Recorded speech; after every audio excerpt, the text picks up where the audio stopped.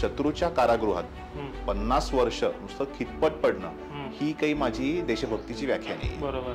तर त्यामुळे काही करून मला या अंदमानच्या कारागृहाच्या बाहेर पडायचं आहे आणि देशासाठी ऍक्टिव्हली काम करायचं आहे. त्यामुळे सावरकरांनी काही म्हणजे अंदमानमध्ये गेल्यावरती तिथल्या सगळ्या त्या वातावरणाला घाबरून किंवा कोलू इकडच्या अत्याचाराला घाबरून त्यांनी पत्र पाठवलं असं नाही. त्यांनी पहिलं पत्र अंदमानमध्ये एंट्री करायच्या आधीच पाठवायला सुरुवात केलेली होती की माझी स्ट्रॅटेजी मी इथून सुरुवात करतो. आणि ऑफकोर्स अंदमानला गेल्यावर त्यांनी ऑलमोस्ट दरवर्षी एक तरी पत्र ब्रिटिशांना पाठवलेलं होतं. त्याची साधारणतः 8 पत्र सध्या आपल्याला उपलब्ध आहेत वाचायला. त्यात कुठल्याही पत्रात सावरकरांनी माफी किंवा मर्सी हा शब्द काही वापरलेला नाही.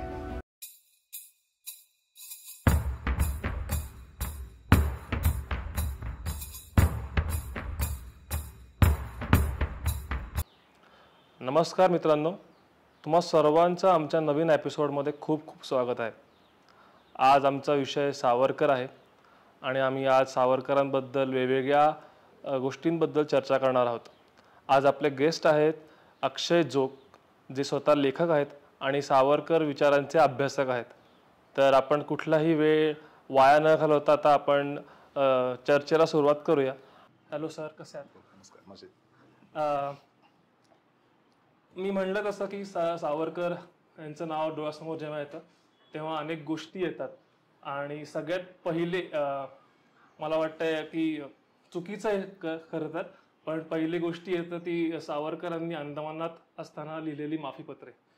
तर मला हे आपण आता गप्पा मारूया की नक्की त्याच्या मागचं कारण काय होतं, की का नक्की सावरकरांनी माफीपत्र दिली आणि एकूणच अंदमान मधला त्यांचा जो काळ आहे तो कसा होता. सावरकरांचा चरित्राचा अभ्यास करताना आपल्याला लक्षात घ्यायला हवं की सावरकरांचं तत्वज्ञान होतं त्या माध्यमातून सावरकरांचं आपण बघायला पाहिजे. इतर कुठल्या व्यक्तीच्या तत्वज्ञानातून तुम्ही सावरकरांकडे बघितलं तर तुम्ही ऑफकोर्स तुम्हाला ते काहीतरी वेगळं वाटू शकतं. बरोबर. सावरकरांचं बेसिक प्रिन्सिपल असं होतं, म्हणजे स्वातंत्र्य लढ्यामध्ये जेव्हा त्यांनी उडी घेतली तेव्हापासूनच, की मला काहीतरी ऍक्टिव्हली देशासाठी काम करायचंय. स्वातंत्र्यपूर्व काळात स्वातंत्र्यासाठी आणि स्वातंत्र्याच्या नंतर भारताचा विकास करण्यासाठी, भारताला सुरक्षित करण्यासाठी. तर त्यांचं असं जेव्हा त्यांना 2 जन्मठेपेंची शिक्षा झाली अंदमानची, तेव्हा त्यांनी असा विचार केला की शत्रूच्या कारागृहात 50 वर्ष नुसतं खितपट पडणं ही काही माझी देशभक्तीची व्याख्या नाही. बरोबर. तर त्यामुळे काही करून मला या अंदमानच्या कारागृहाच्या बाहेर पडायचं आहे आणि देशासाठी ऍक्टिव्हली काम करायचं आहे. ऑफकोर्स 50 वर्षांची शिक्षा असताना अचानक असं कारागृहातनं बाहेर पडणं अशक्य आहे. तर फार तर काही माझ्यावरती काही ते बंधनं लागतील, हरकत नाही, काही काळापुरती मी ती बंधनं एक्सेप्ट करीन, पण छुप्या पद्धतीने का होईना, कुठल्या वेगळ्या माध्यमातून का होईना, थेट प्रत्यक्ष मला सशस्त्र क्रांतिकार्याच्या माध्यमातून काम करता येणार नाही, कदाचित ऍक्टिव्ह पॉलिटिक्स मध्ये काम करता येणार नाही, पण एक छुप्या पद्धतीने काम करू शकतो मी. म्हणून सावरकरांनी, आणि दुसरी महत्वाची गोष्ट की सावरकर हे लंडनला बॅरिस्टरीचा अभ्यास करायला गेले. म्हणजे की तिकडचा जो त्यांचा कायदा होता ब्रिटिशांचा, किंवा त्यांची जी कॉलनी होती, अख्ख्या जगात साम्राज्य पसरलेलं होतं त्यातल्या, आणि विशेष करून भारतात जे साम्राज्य होतं तिथे त्यांनी काय काय कायदे लागू केलेले आहेत याचा त्यांचा चांगला सखोल अभ्यास केलेला होता. ऑफकोर्स त्यांना त्यांच्या स्वातंत्र्य चळवळीतल्या क्रांतिकार्यामुळे ब्रिटिशांनी त्यांना बॅरिस्टरीची पदवी त्यांना दिली नाही, पण त्यांनी अभ्यास केलेला होता, परीक्षा दिलेली होती, परीक्षा उत्तीर्ण पण झालेले होते, पण इंटरव्ह्यूला त्यांना कॉल केलं नाही कारण त्यांचा क्रांतिकारक सहभाग होता. तर त्या सावरकरांना हे माहिती होतं की भारतामध्ये जो ब्रिटिशांचा कायदा लागू होतो त्यानुसार जे राजकीय बंदिवान आहेत, पॉलिटिकल प्रिझनर्स आहेत, त्यांना काय काय अधिकार आहेत, काय काय अधिकार नाही याची त्यांना माहिती होती.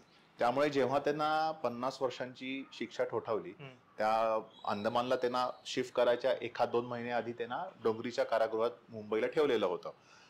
तर तिथेच त्यांनी पहिलं पत्र पाठवलेलं होतं की तुम्ही माझी 50 वर्षांची शिक्षा एकच करा, 25 वर्षांची, कारण एका व्यक्तीला एका जन्मामध्ये 2 जन्मठेपेंची शिक्षा देणं अशक्य आहे, चुकीचं आहे. आणि ते तर ब्रिटिश म्हणाले की तुम्ही तुमची पहिले 25 वर्षांची पहिली जन्मठेप तुम्ही कंप्लीट करा, पूर्ण करून घ्या, मग 26व्या वर्षी आपण ठरवूया की तुमची उरलेली शिक्षा कमी करायची आहे का काय करायचं वगैरे. अर्थात दोघेही समतुल्य एकमेकांचे चांगले विरोधक होते, सावरकर आणि ब्रिटिश. तर त्यामुळे सावरकरांनी काही म्हणजे अंदमानमध्ये गेल्यावरती तिथल्या सगळ्या त्या वातावरणाला घाबरून किंवा कोलू तिकडच्या अत्याचाराला घाबरून त्यांनी पत्र पाठवलं असं नाही. त्यांनी पहिलं पत्र अंदमानमध्ये एंट्री करायच्या आधीच पाठवायला सुरुवात केलेली होती की माझी स्ट्रॅटेजी मी इथून सुरुवात करतो. आणि ऑफकोर्स अंदमानला गेल्यावर त्यांनी ऑलमोस्ट दरवर्षी एक त्यांनी पत्र ब्रिटिशांना पाठवलेलं होतं. त्याची साधारणतः 8 पत्र सध्या आपल्याला उपलब्ध आहेत वाचायला. त्यात कुठल्याही पत्रात सावरकरांनी माफी किंवा मर्सी हा शब्द काही वापरलेला नाहीये.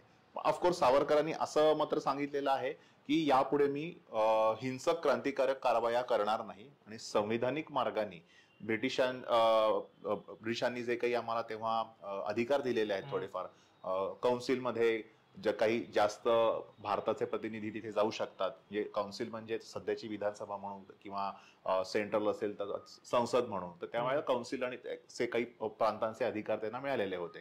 तर तिथे तुम्ही जे काय मला अधिकार दिलेले आहेत, मोर्लेमेंटो कायदा, मोर्ले शेम्सफोर्ड कायदा वगैरे असे, तर त्याच्या अंडर सावरकर म्हणाले की आता आम्ही या मार्गाने अर्ज विनंत्यांच्या मार्गाने मी सदनासाठी काम करीन किंवा माझं कार्य सुरू ठेवीन. आणि ही गोष्ट सगळ्यांना माहिती होती, म्हणजे काही फक्त सावरकर आणि ब्रिटिशांच्या मध्ये होती इतपत नव्हती असं नाही. त्यावेळी सगळे जे काही राजकीय अधिकारी होते, इव्हन काँग्रेसची लोक होती, त्या सगळ्यांना माहिती होतं, कारण पेपरात छापून आलेलं होतं की सावरकरांनी आता हिंसक कारवाया सोडून संविधानिक मार्गाने सावरकर कार्य करायला तयार आहेत. त्यामुळे सगळ्या लोकांनी मागणी केलेली होती त्यावेळेला की महात्मा गांधींनी 1921च्या यंग इंडियाच्या मध्ये अग्रलेख लिहिला होता की सावरकर बंधूंची सुटका करा. काकीनाडा काँग्रेस जे अधिवेशन झालं होतं 1923 साली, त्याचे मोहम्मद अली म्हणजे खिलाफत चळवळीमध्ये ते प्रसिद्ध अली बंधू होते, कुप्रसिद्ध अली बंधू जे होते, त्याच्यात ते मोहम्मद अली, त्यांनी सावरकरांच्या सुटकेसाठी ठराव मांडला आणि तो एकमताने पास झाला होता. विठ्ठलभाई पटेल यांनी सुद्धा मुंबईच्या अधिवेशनामध्ये, काँग्रेसच्या अधिवेशनात ठराव मांडला, सावरकर बंधूंची सुटका करा. त्यामुळे काँग्रेस, सावरकरांचे काही क्रांतिकारक सहकारी, सावरकरांना थोडेसे फॉर असणारे काही जहाल मतवादी किंवा टिळकवादी जी लोक होती, त्या सगळ्यांनी असे प्रयत्न सुरू ठेवले होते. आणि याला कारण होतं की त्याचे सख्खे लहान भाऊ डॉक्टर नारायणराव सावरकर यांनी आपल्या बंधूंची सुटका करण्यासाठी खूप मोठं एक स्वाक्षरी मोहीम सुरू केलेली होती. आणि की महात्मा गांधींपासून सगळ्यांना भेटून त्यांनी त्यांचा प्रश्न मांडला होता. वेळोवेळी काँग्रेसच्या काही अधिकाऱ्यांनी सुद्धा त्यावेळेच्या काउन्सिलमध्ये हा प्रश्न उपस्थित केलेला होता.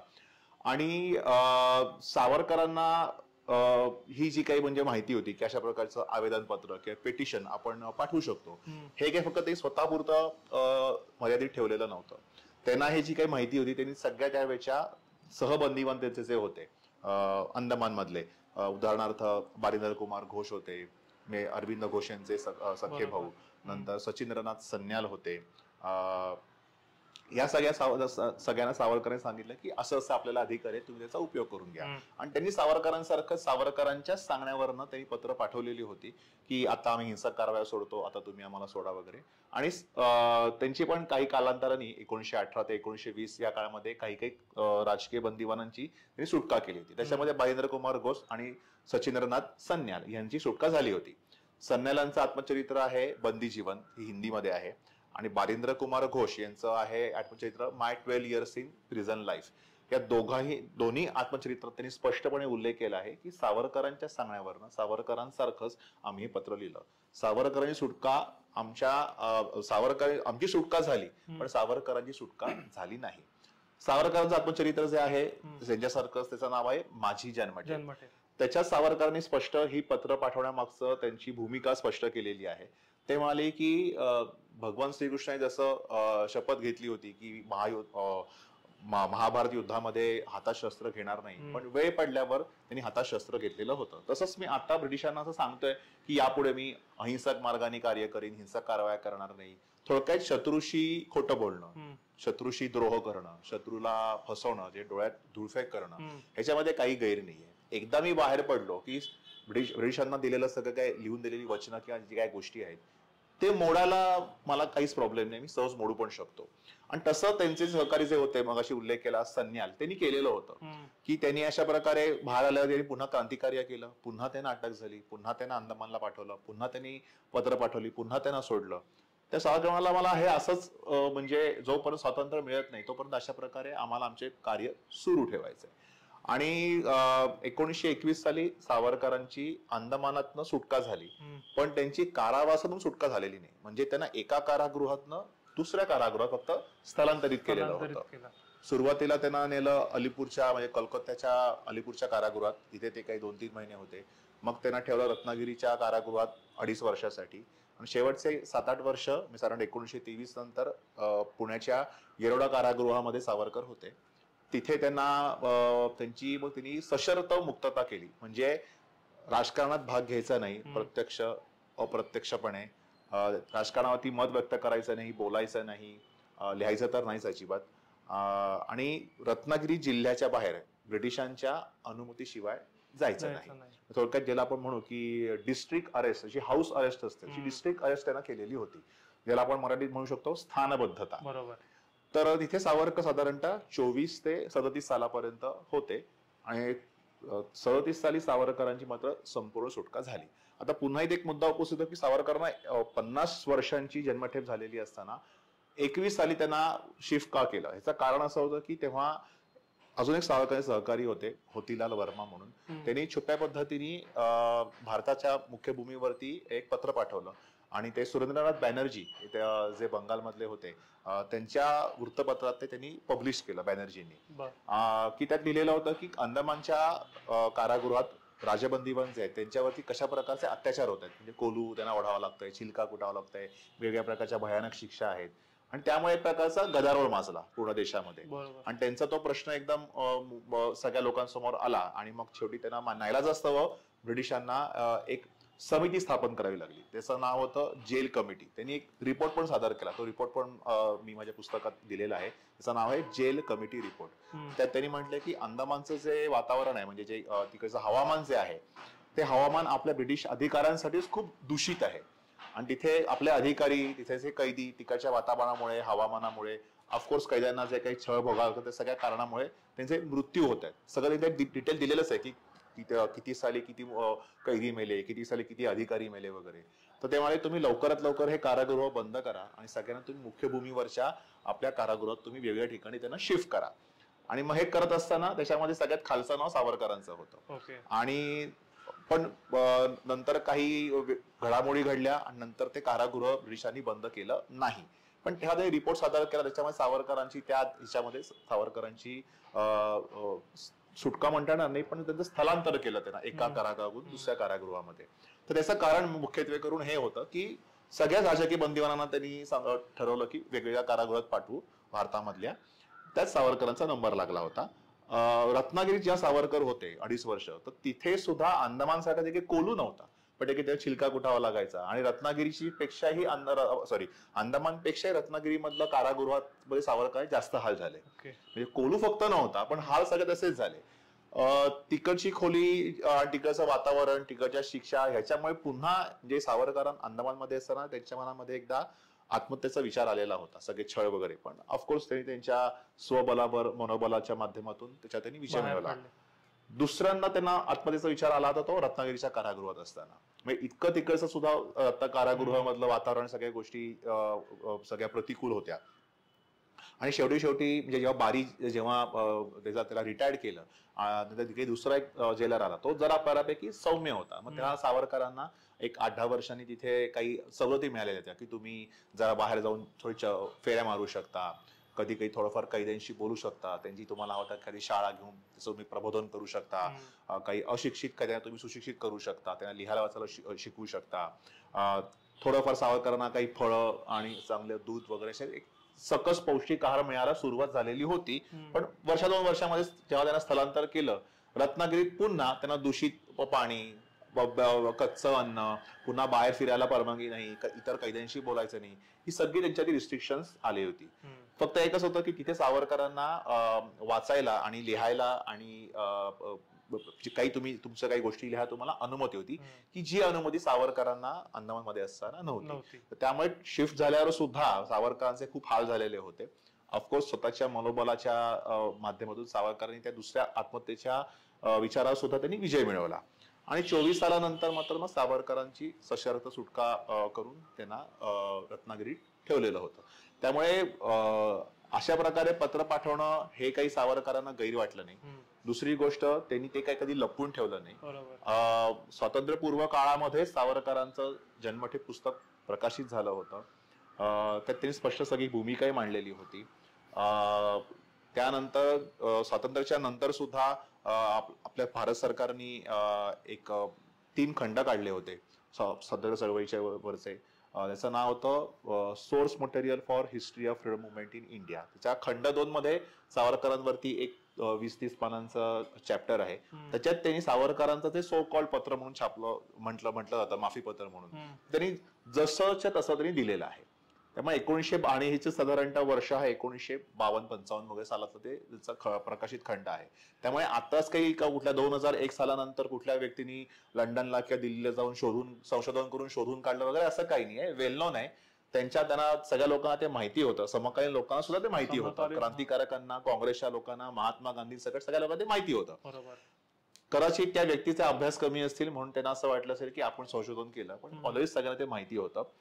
फक्त इतकाच फरक आहे की ते कुठल्या त्या 2-3 पत्राच्या व्यतिरिक्त 8ची पत्र काही पुढे पब्लिश झालेली नव्हती, पण त्याचा तो जिस्ट आहे, त्याला सावरकरांचे मांडायचंय ते माझं सगळीकडे पब्लिश झालेलं होतं. आणि त्यावेळी सगळे समकालीनचे क्रांतिकारक होते ज्यांचा सावरकरांशी मे बी काही संबंध आला नसेल. उदाहरणार्थ रामप्रसाद बिस्मिल, ज्यांना काकोरी कटामध्ये त्यांना शिक्षा झाली होती फाशीची. रामप्रसाद बिस्मिल, रोशन सिंग, राजेंद्रनाथ लाहिरी आणि अशफुल्ला खान चौघांना झाली ती ब्रिटिशांनी सांगितले की चौघांना या काकोरी कटामध्ये सामील असल्यामुळे यांना फाशी द्यायची.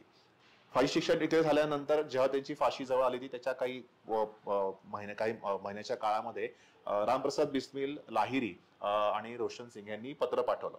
अशफुल्ला खानांना पत्र पाठवायचं नव्हतं, पण रामप्रसाद बिस्मिलांच्या सांगण्यावरून त्यांनी ते पत्र पाठवलं. आणि त्या पत्रात पण त्याचा मायना, त्याचं जिस हे सेम सावरकरांच्या पत्रासारखंच ऑलमोस्ट म्हणजे आहे. म्हणजे त्याचा भाव म्हणू की कॉपी पेस्ट म्हणणार नाही मी, की आम्ही आता यापुढे हिंसक कारवाया करणार नाही, संविधानिक मार्गाने आम्ही देशकार्या करता काम करू. आणि अशा प्रकारचे 7 विविध अधिकाऱ्यांना रामप्रसाद बिस्मिल यांनी पत्र पाठवलेलं होतं. म्हणजे तर बिस्मिल्लांनी काही सावरकरांना भेटून त्यांच्याकडनं हे काही तत्वज्ञान शिकलं होतं वगैरे असं माझं अजिबात म्हणणं नाहीये. ते स्वतःच्या तत्वज्ञानाने, स्वतःच्या बुद्धीने त्यांनी सगळं हे केलं होतं. पण सांगायचा मुद्दा की क्रांतिकारकांची जी काही तत्व तेव्हा फिलॉसॉफी तत्व जी होती ती फंडामेंटल प्रिन्सिपल्स ही इटर्नल असतात, ती कुठल्याही काळामध्ये सेम असतात. तुम्ही जोसेफ मॅझेनीचं बघा, होची मिनचं बघा, सावरकरांचं बघा, अगदी भगतसिंगांचं बघा, की भगतसिंगाने सुद्धा सावरकरांसारखं आता माझी फाशीची शिक्षा तुम्ही जन्मठेपेमध्ये कन्वर्ट करा अशा प्रकारचं पेटिशन पाठवलेलं आहे. एका व्यक्तीने आता त्याच्यावरती पीएचडी केली, त्याच्या पीएचडी थिसिस मध्ये ह्या पत्राचा उल्लेख केलेला आहे. त्यामुळे माझी फाशी जन्मठेप रूपांतरित करा, की जन्मठेप खूप मोठी असेल तर ती शिक्षा कमी करा, अशा प्रकारची शत्रूच्या सौम्यपण दाखवण्यासारखी अनेक पत्र क्रांतिकारकांनी तेव्हा लिहिलेली आहेत. त्या फक्त सावरकरांनी लिहिलेली नाहीयेत, त्यांच्या समकालीनांनी सुद्धा अशा प्रकारची पत्र लिहिलेली आहेत. तर ह्यातून सगळं दिसून येतं की ह्यात कुठेही एक प्रकारचं काही मोठा त्यांना काही ब्रिटिशांच्या दृष्टिकोनातून त्यांना गुडी बॉय दाखवायचं होतं वगैरे असा काही प्रकार नव्हता.